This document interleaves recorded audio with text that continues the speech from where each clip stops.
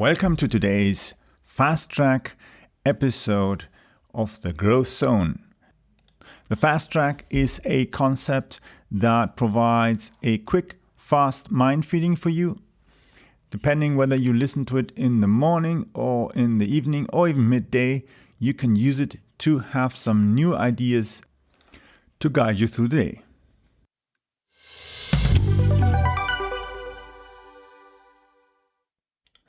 So we're going to look at the following area, which is getting insights into how organizations are adapting their R&D activities. I mean by that the research and development, whether it's products, services that they're developing.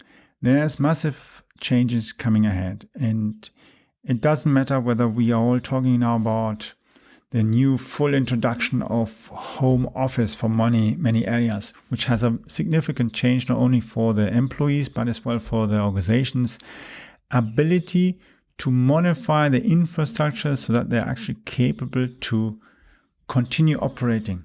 And it means not only just customer service, sales, product development has to work, and you don't have the ability necessarily to do the same things that you used to do. Whether you meet at the coffee machine and discuss ideas, discuss issues that you're battling with and trying to bounce it off other colleagues who might have maybe an idea or suggestion that might lead you to solving the problem. That's all missing. So you need areas where you can actually exchange, where you can have like a discussion area where you can actively like meet up virtually, have your coffee, have your tea or whatever you fancy to have with you, and then discuss different topics without actively physically be in the same room. And that's something that you can do. Of course, another thing is that some organizations are going to be doing, and that's actually more outscaling the concept of single office space, which means one person in one office room. That's usually something, for instance, in the audit business, usually you'll have the partners and maybe the managers maybe having a single room to themselves. But that doesn't work in the long term. And especially when we're talking about, for instance, the programming departments and so on, they need peace. They need to be able to do that. And if somebody is working from home and just has a small flat and that doesn't have the space, and maybe there are kids there as well and a lot of distraction, it is a big challenge for them. Yes, they will learn new skills, and maybe the family as well will adapt themselves at their own approach towards each other. But how can they really change, and how can it really affect our businesses and the way we are doing business in a more positive way? And so let's have a thought about it. So research and development, it has to change. And it doesn't matter even if you are developing products. Let's say you are drones. Drones is, for instance, stuff doing. There are so many startups that are doing drones, or companies, big corporations that are developing new models of cars or new software, new clothing and all that kind of stuff. That's often stuff that's done in a team. And yeah, somebody, even if you're producing some kind of textile, and you've got people who know about the textiles, others who know about design, and then you have to test it out and look how it really looks, whether it works, and all these things. There's quite a lot of work involved that really usually needs a team.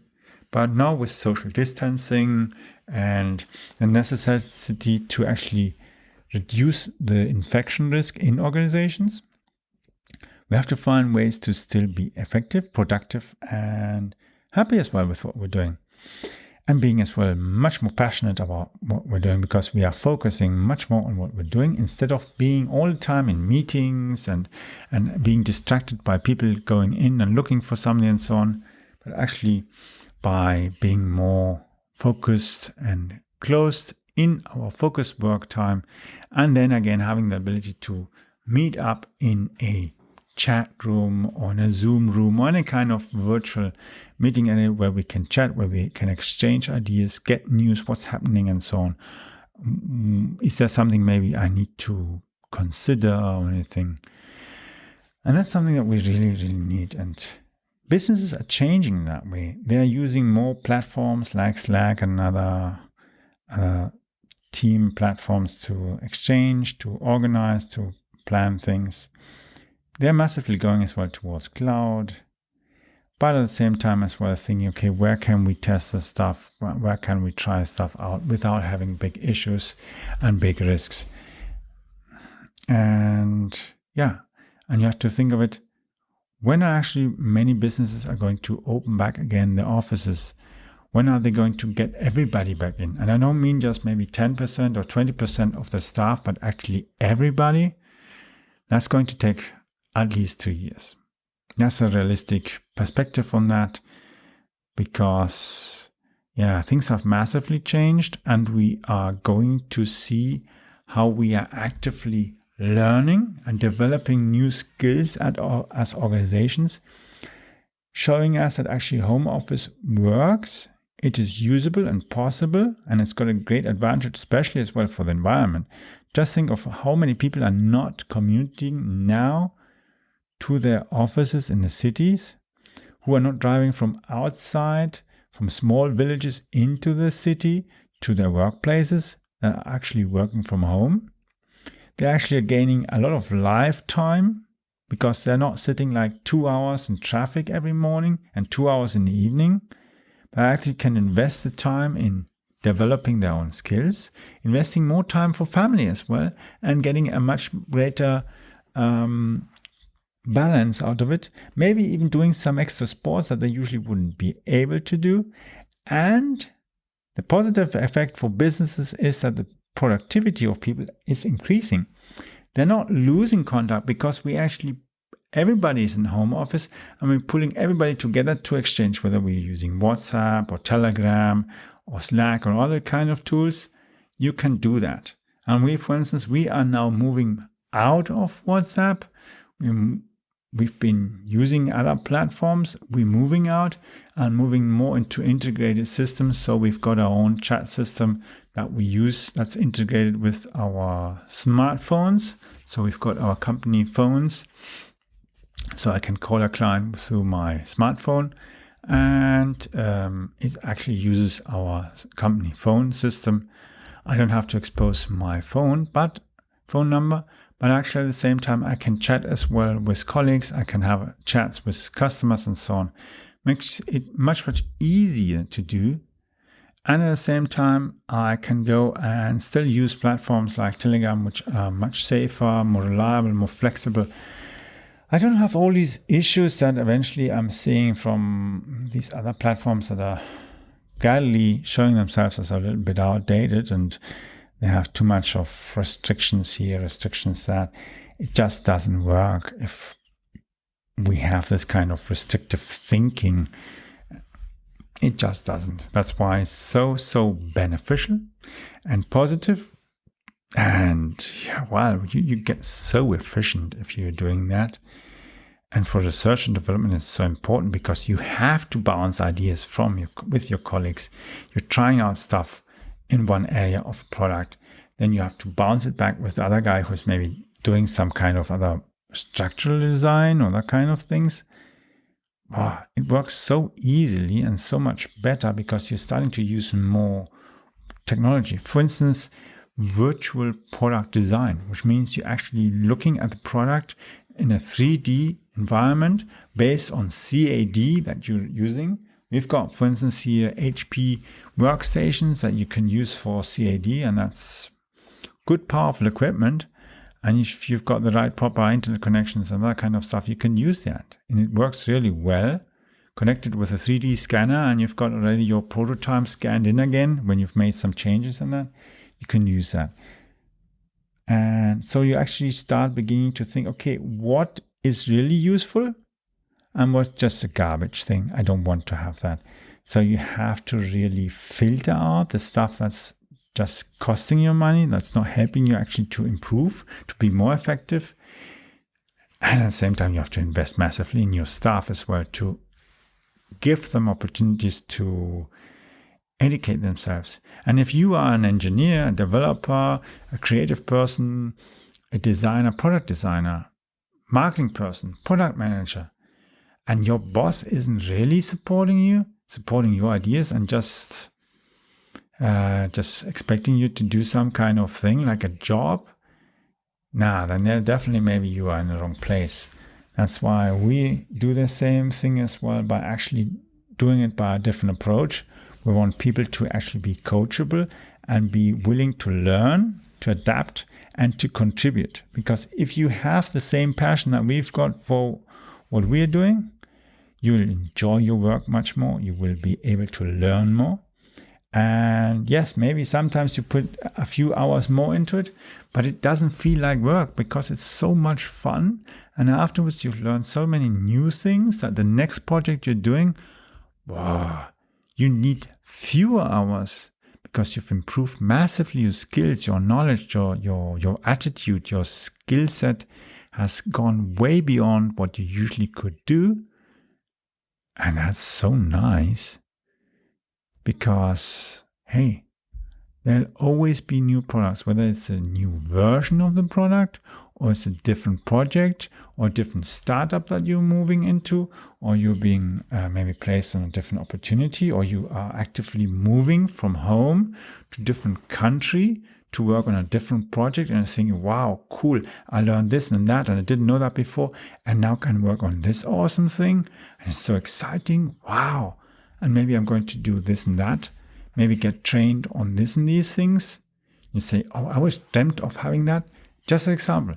Let's say you are somebody who's always wanted to learn to fly, and your company goes and says, well, we're having a project with this and this, and would you be willing actually to put in what it's necessary to learn to fly?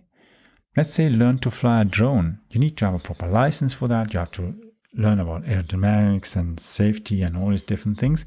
That takes as well some time. It's not like learning a pilot license. That's much more time consuming. And now I'm currently as well updating my knowledge on avionics and all different other things. But if something like that is possible and a business is willing to invest in you, and that's something you've always been passionate, but didn't have the money, didn't know how to go about it, and your employer actually offers you an opportunity, wouldn't that be awesome? And say, oh, I want to do that, instead of a place where you're just always doing every day the same boring thing, and you're not really happy, and there's no real reason why to go into the office other than just paying your bills. Because if you are able to grow personally on a regular basis, you will eventually in the long term as well grow your income. You will grow your wealth, your ability to get better contacts, eventually be as well a supervisor, be a head of department, maybe even eventually be a manager of a startup or a subsidiary, a spin-off, or anything where you'll have so much development as well for yourself. Eventually, maybe even further development opportunities for your own children or anything like that. And it doesn't matter whether you are a woman or man, whatever race, color, or other kind of directions in your life you'd like to focus on privately. That's all your thing. Core thing is how you connect with your passion, maybe as well your humanity and all these different things that are really necessary, because you have to be willing to sometimes listen to stuff that's you don't really like, but I don't mean in an insulting way, but I mean in a positive way, where actually you notice, okay, these and these areas I really need to change my approach, maybe learn some new things. But actively, if I do that, I can do this and this, and I always wanted to do that. See, you can change your life with the right approach and the right environment, and there's no scarcity in opportunities. It's just a scarcity in your mindset if you are just riding the same old donkey that's not getting you anywhere because it's already been tied to a wall and you're just becoming happy. Do something that makes you really positive, but in a sensible way. It's not about doing something that you love, but actually doing something that matters, has an impact, and generates as well a long-term income for you, whether you as an employee or you as an entrepreneur.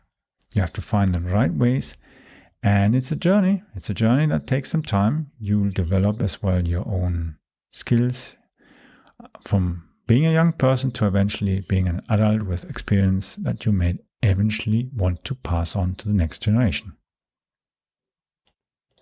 Hope you enjoyed the Fast Track edition of today.